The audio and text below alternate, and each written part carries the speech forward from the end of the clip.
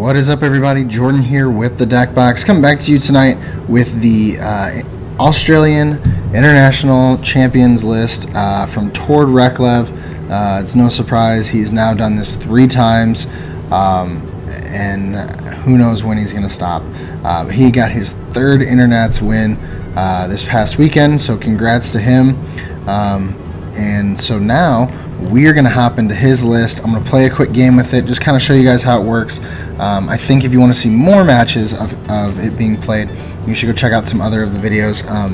He obviously played a lot of it this past weekend, and he was on stream quite a bit, so you'll be able to find those matches. You can see better how it plays. I'm just going to play one for you guys, but mainly I wanted to go through the list for those of you that were interested in seeing it, and yeah, just kind of give my take on it. I will say this.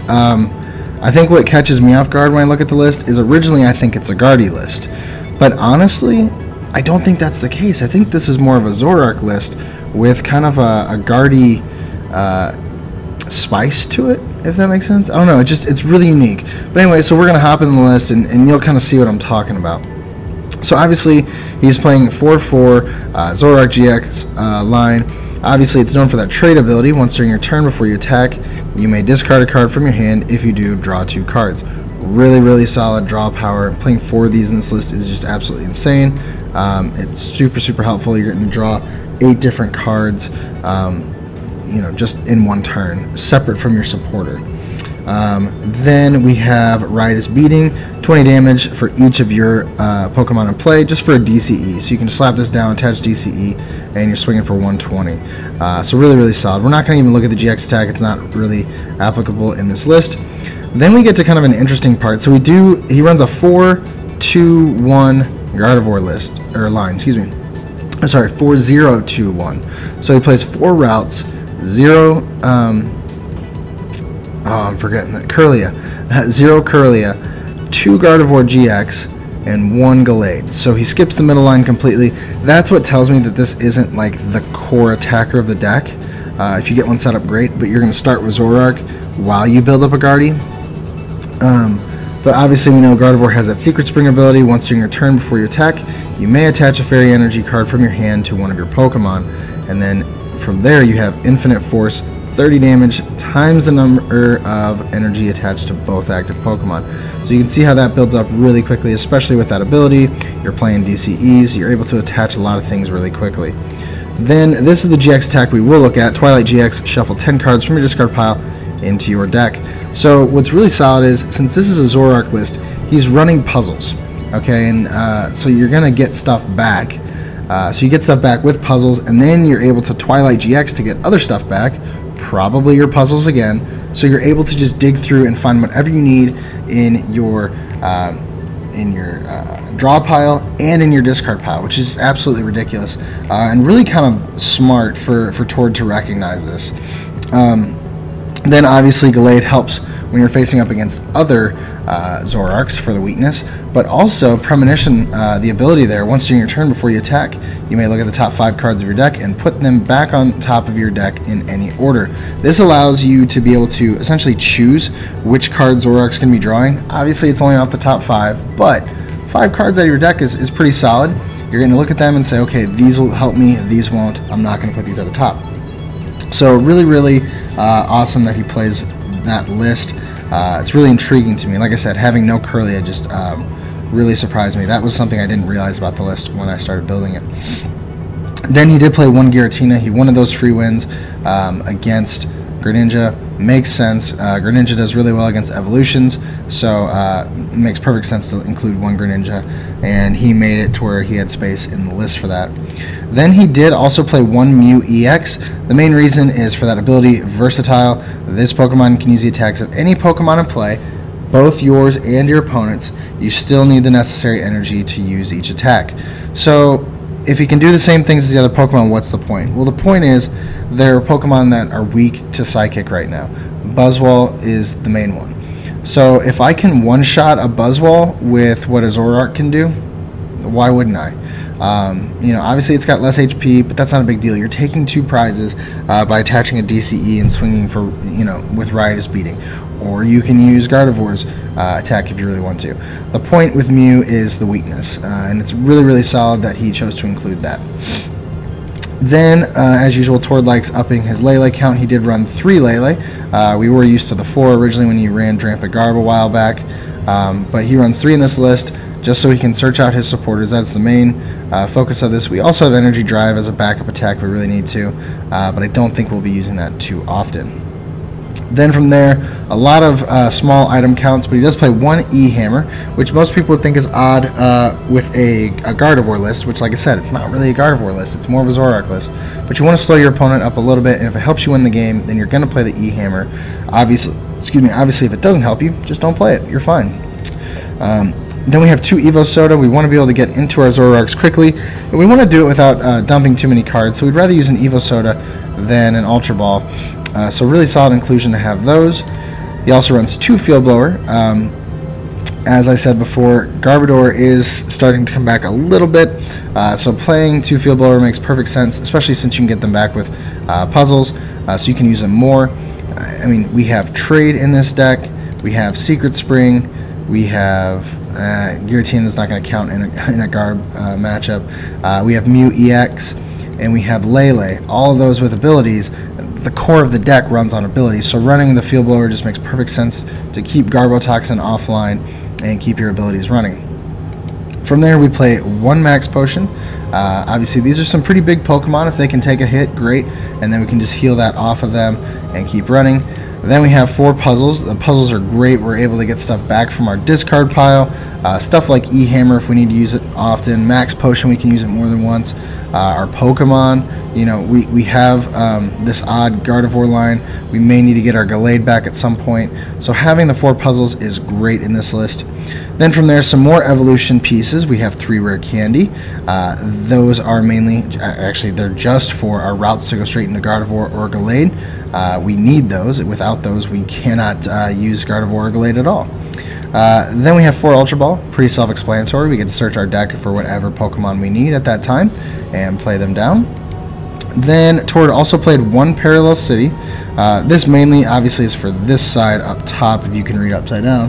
But you get to reduce your opponent's bench to 3 Pokemon, which can be really helpful because you're able to sometimes get rid of key Pokemon for them and then prevent them from laying down more Pokemon, like Lele's, like things like that, you know. So really, really great card to include as a one-of. Makes perfect sense. Then he plays the high 3 Bridget count. We've seen this in the past with Zoroark lists. I think he started this whenever he played Gliscopod Zoroark because you have trade, you can dump cards, so why not dump a freebie to get some good stuff. Then 2 Guzma, seems kind of low, but like I said, we do have puzzles, we can get them back, we can use them again, but this allows him to take whatever knockouts he wants to take. He doesn't have to stick with what he has in the active. Then 2 Mallow. Mallow is great with Zoroark. You're obviously able to just search out the 2 cards that you want, put them at the top of your deck, use trade, and use those cards. So if that's an evolution piece and an energy, then it's exactly what you need, and you can take some really, really solid knockouts with that. Then for draw support, he only played 5 draw supporters, 3 N and 2 Sycamore. Pretty low count, but as I mentioned before, Zoroark can get you potentially 8 cards before you've even used your supporter. This deck is so great on draw support. You have Premonition to look at what you're drawing. You have Zoroark to grab those cards. You have Gardevoir that can shrink your hand up, get the energy out of your hand. So just really, really solid on the counts.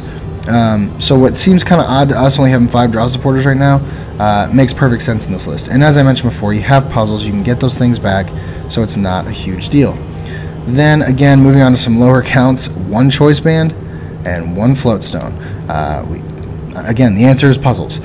So he can hit the right number if he needs to with Choice Band. He's probably only going to do that with either Mew EX or Gardevoir, but it's not always 100% necessary. Float Stone, obviously if he gets something stuck, mainly Giratina, he's going to want to get it out of the active and get something out there that can start swinging. Then lastly, he ran 4 DCE basically for Zoroark's attack and 4 Fairy Energy so he can use Gardevoir if he needs to. So that is Tord's list. I think it is one of the weirdest looking lists I've seen. I'm just being honest.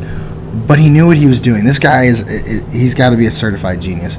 I mean, this list, as weird as it looks to us, every piece has its purpose, and the counts all have their purpose, and it makes so much sense with how the deck is laid out. It's just absolutely brilliant. So I'm excited to play it.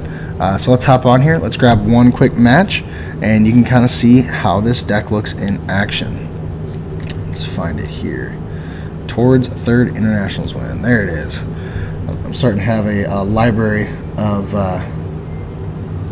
TORD decks.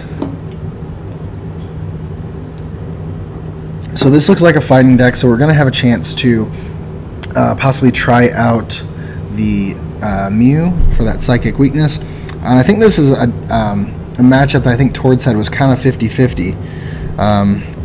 Alright, so we start our Lele, which isn't great, but we start Bridget, which is great. So we're okay in that respect.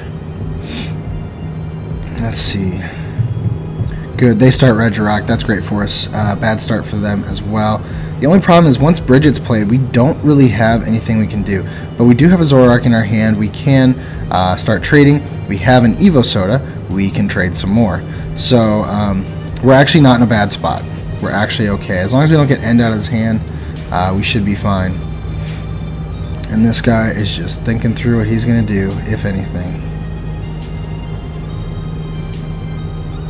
Alright, so he's going to Cynthia, so he must not have anything of use. Certainly no Pokemon. I imagine he probably got one off that Cynthia, though. Right? Maybe not. I wouldn't be upset by that. Would not be upset at all.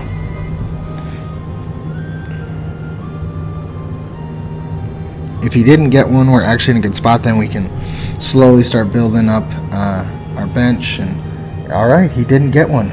Sorry guys, my nose itching. Oh, he's just gonna scoop. Alright, we're not gonna count that one. Let's see, we win.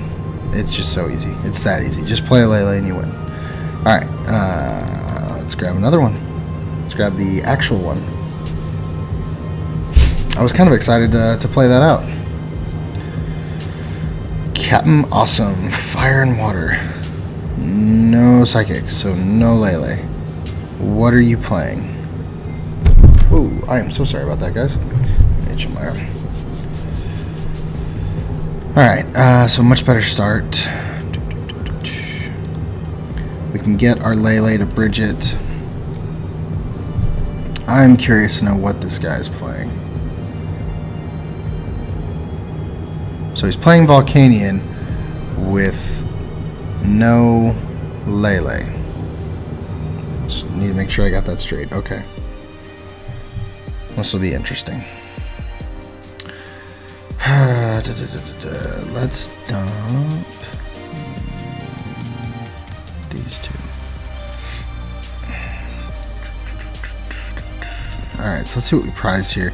We did prize a Zoroark, which is not a huge deal. We prized a Gardevoir, that's 2 cards. Prized a Lele's 3. We prized an Evo Soda is 4. Prized a Puzzle is 5. Prized Rare Candy is 6. So, not great prizes. They could be worse. They could be worse. And I guess we should have Brooklet Hill first to see what we have in there. That was my mistake. So, let's get Bridget working here. We'll grab 2 Zorua and our routes. The Gardevoir will help us to hit some solid numbers because Volcanion is going to be building up energy. Get a DCE on a Zorua, and we'll click done. We are probably going to have to dump that puzzle, which really does stink, but I think we'll be okay. If he gets a steam up, that Zorua is knocked out, but that's fine.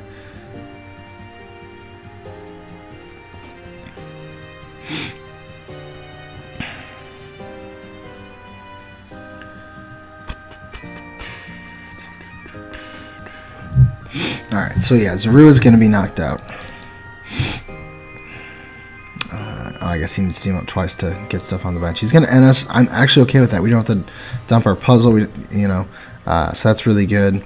And we get a fresh hand. We get a float stone and a Zoroark. That's great.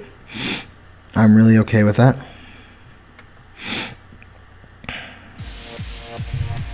Let's see what that hits. 130. Oh man, we could, let's put this in the active just to see. Because if we can hit Rare Candy and DCE, we can use Gallade to knock out.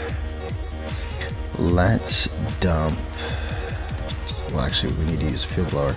So we're not going to dump Field Blower. Let's dump a Routes. We only have one Gardevoir in the deck. And all four. We got Rare Candy. Alright. The only problem is we don't have DCE. So we gotta hope we can hit DCE. If we do, then we knock this guy out. Which, yes, I know it's just one prize, but every prize matters.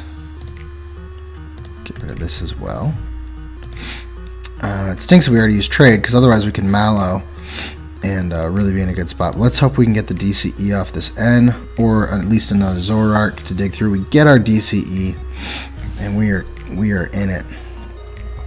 All right, awesome. I'm happy with this. Let's get a Routes down for our Gardevoir. We're not going to need Mew. We are going to Premonition, set up our next turn. Grab an Ultra Ball, I think, because then we can dump Mew, we can dump E-Hammer. We're not going to need either one of those. We can get ourselves a Zoroark, and obviously once we Ultra Ball, those things are all going to get mixed up anyway.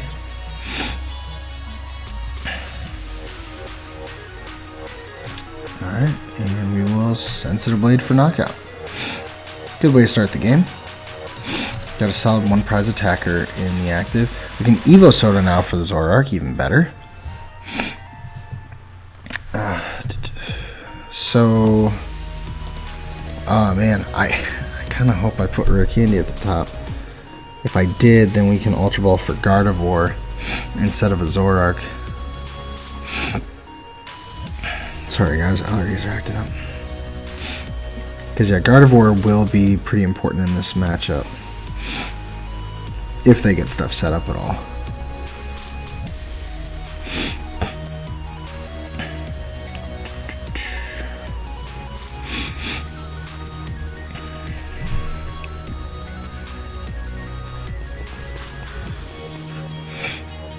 Starting to get some things going.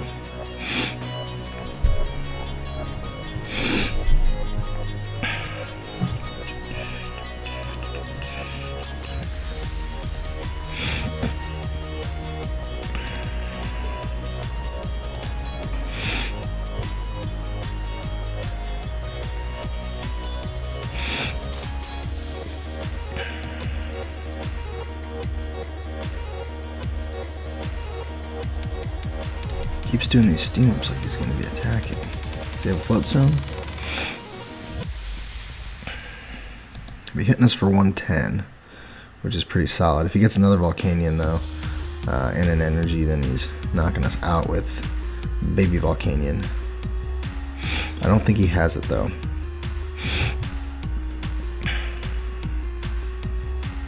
Alright, so he's just going to set up another Volk. Yep, alright. Cool. Man, I really wish, I guess I could have puzzled there and put the Rare Candy up top, but I'm pretty sure I put it near the top. Yep, there it is. Alright, so we can Ultra Ball away. I say Ultra Ball away Field Blower and Mew. We'll grab our Gardevoir. Rare Candy. Onto Gardevoir. Evo Soda to get another Zoroark. And I'm going to have to dump the puzzle. I don't have to. But I feel like that's the... Well, let's Premonition first, see what we can grab. See if it's even worth our time to do it.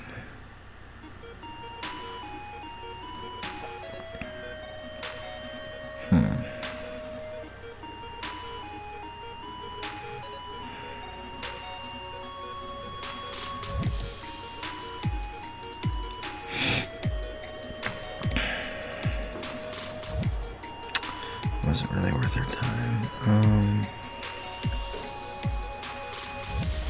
because we're gonna mix all these up.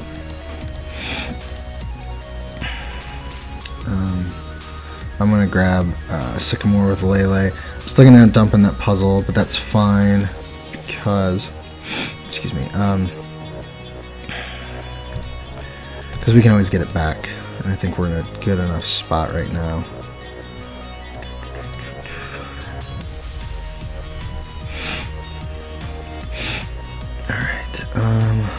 We're gonna dump Giratina. We don't need that. I'd love to get a Fairy Energy, start setting up Gardevoir. That's not gonna happen yet. We do have 2 puzzles though. What do we have in here that we may need? Nothing at the moment. I think we're good to keep it where it is. We're gonna put the DCE onto Gardevoir for now. We're gonna swing with Gallade, Sensitive Blade. I doubt he'll be able to get out of the active. He'll need a Guzma or a Float Stone. If he doesn't get out of the active, we can knock him out with Gallade. I will say I'm really liking the consistency of this list. Despite running, you know, 1 UVs and 2 UVs, it's running really well. He gets the switch, so he's going to be able to swing for 120, right? 30, 60, 90, 110, 120. Yeah. So he's not going to knock us out. We can puzzle back our Field Blower, take off the Fighting Fury Belt, knock him out, putting us ahead. I'll probably attach a DCE to Gardevoir, to be honest with you, because once we get a DCE and another and a Fairy Energy, that's 150. If they have 1 fighting or Fire Energy on them, they're knocked out. I don't want them to get built up, and it looks like they're having a rough time doing it. He does play an N, so that does get us out of this awesome hand, to be honest with you. But that's okay. We have Zoroarks to get our stuff back. And great, we have 2 Bridgets to dump. I am okay with that.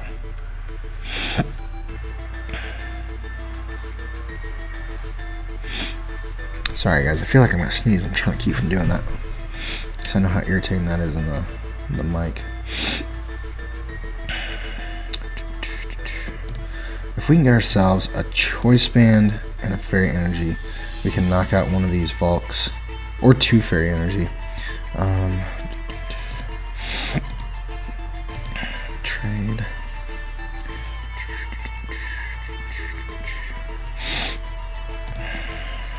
We'll use Parallel because no matter what we get rid of, it will be important, and then it'll prevent them from building up. Of course, he might get rid of that Bolt. Yeah, of course he does. That's fine. That was maybe not the best play. What do we want to hit? I'm going to take out his draw support with my draw support. I'm going to set up next turn. Let's see what we need. Fairy Energy, that's good.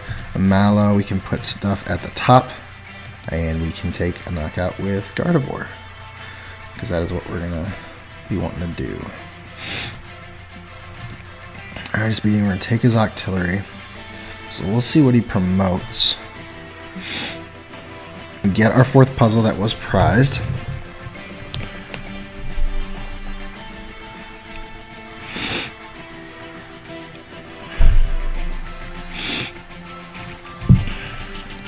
We can Mallow, oh man, we can Mallow to put a puzzle at the top. Use our other puzzle to grab Float Stone and Field Blower. And float Zoroark out of the active. Knock out the Baby Volk with Gallade. And then we'll still have Gardevoir set up and Zoroark set up to start taking knockouts on the big Volcanions. The problem is he does have 2 Volcanions set up pretty much. He's working on a 3rd. So pretty solid setup, especially, man, no Lele. That's what I find crazy, is he's playing no Lele and he's actually doing not bad. What I could do though, I am starting this next turn with a Fairy Energy off the top. We can attach that to Guardy. Guzma up, this Volcanion, take a knockout easily. 30 seconds. Alright, he's knocking out our Zoroark, so we don't need to Guzma.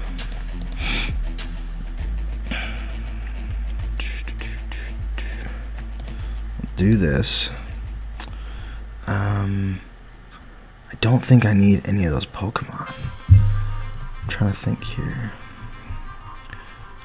We'll be able to take this guy out. He won't be able to one-shot us the next turn.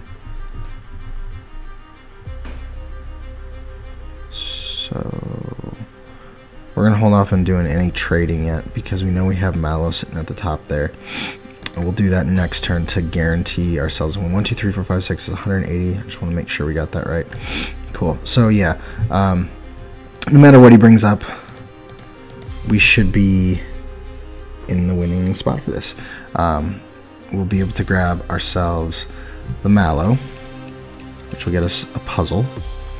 We'll use the puzzle. No, can't Mallow to get puzzle because then we need Gizmo. If he puts an energy on this Volk, be able to Gizmo, retreat Gallade, and take a knockout, no problem.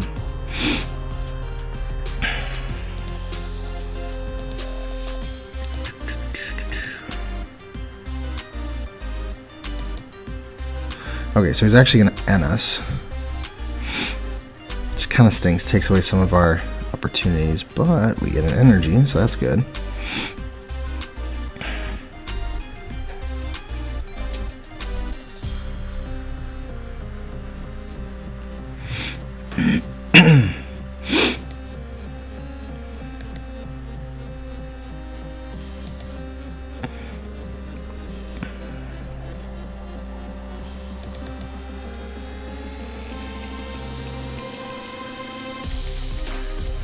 Alright, so really what I need, if I can get a Guzma, then that's game.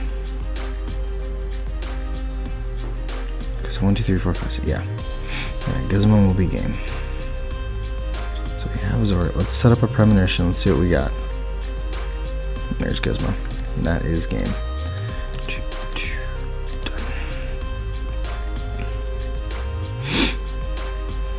Alright. Awesome. So we're seeing how strong the trade and the premonition all paired together. They're amazing. So we'll attach.